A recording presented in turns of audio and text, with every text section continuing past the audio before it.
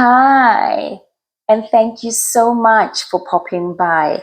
My name is Dr. Botswana Baluzi, and you're most welcome to this conversation today. I am starting this clip with a direct quote from Donald Kaberuka, or Dr.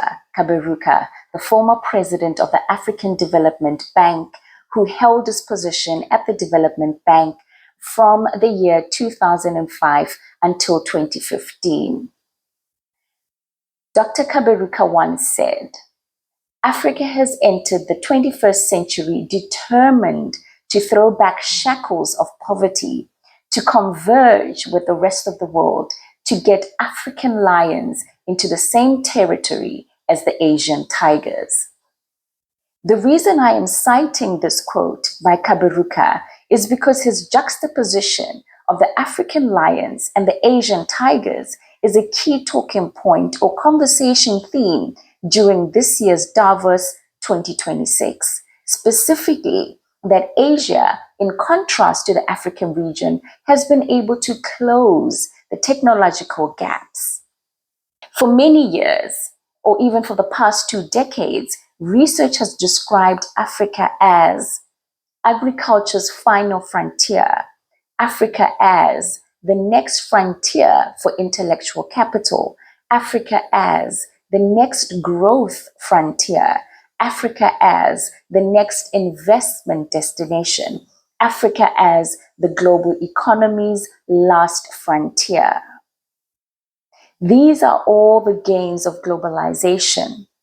Globalization long prescribed that Africa would be next in line and after all the other regions and even after Asia, which gives you a sense of the perceived and natural world order, with Africa being at the bottom of the globalization and therefore development chain. If you look at global trade, for example, nations require certain standards to adhere to specific processes and procedures in order to participate in the global markets. For example, to be affiliated with the global markets, Africa should maintain sound macroeconomic environments, fiscal discipline, and well-capitalized banking systems. This is the global standard. This is the global criteria when it comes to accessing and participating within international markets. But the question researchers have and continue to pose is whether Africa is developing according to its own will, under its own strategy, with its own vision. And after listening to some of the sessions at the Davos 2026 conference and the major themes and conversations around AI and generative AI, it is clear that Africa's economy is driven by this globalized world order. That in actual fact, Africa's narrative lays in the hands of those with economic, political, and social power. And despite the progress in African markets and economies, Davos 2026 also highlighted and illuminated and magnified the major gaps, the inequality and marginalization, the economic distance between Africa and the rest of the industrialized world. If we zone into Botswana, the following areas are where the investment opportunities lie. Clean energy sector, right? There's potential for partnerships and expertise to develop this area.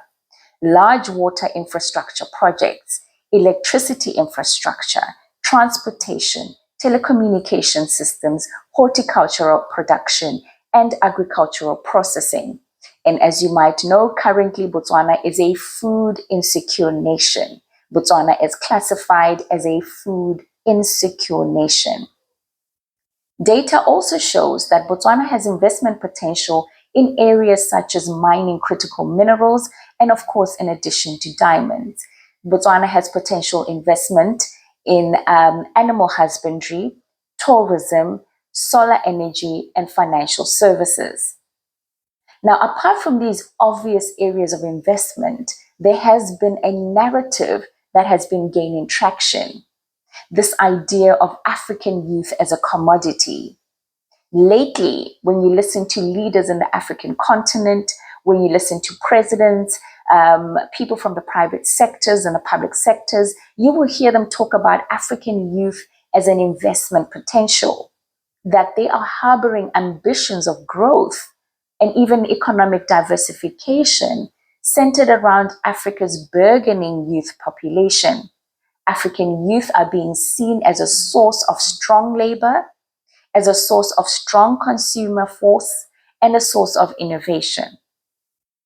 However, for me, the missing perspective is how are leaders in the African region investing in African youth?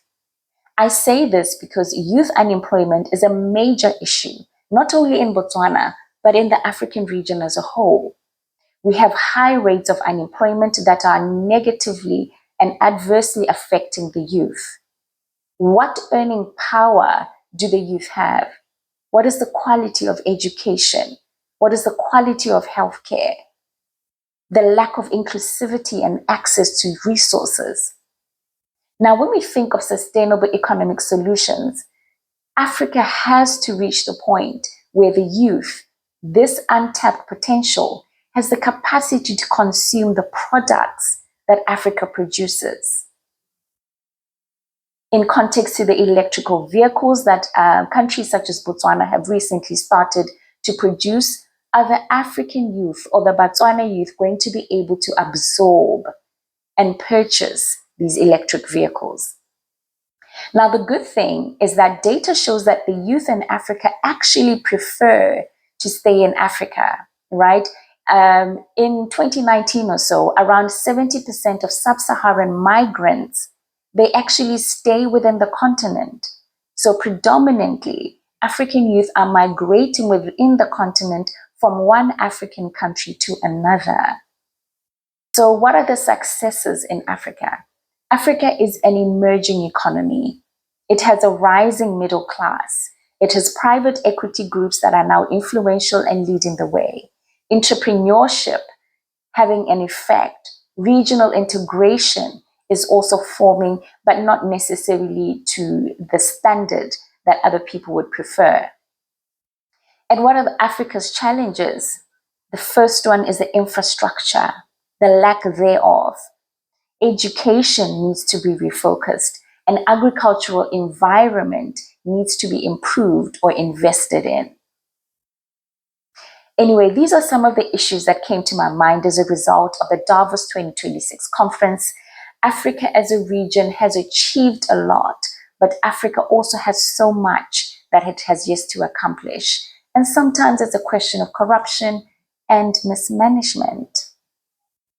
Alrighty, my friend, I thank you so much for popping by. I hope you are having a lovely day where you are, but most importantly, I hope you're having a healthy day wherever you're watching me from. Bye.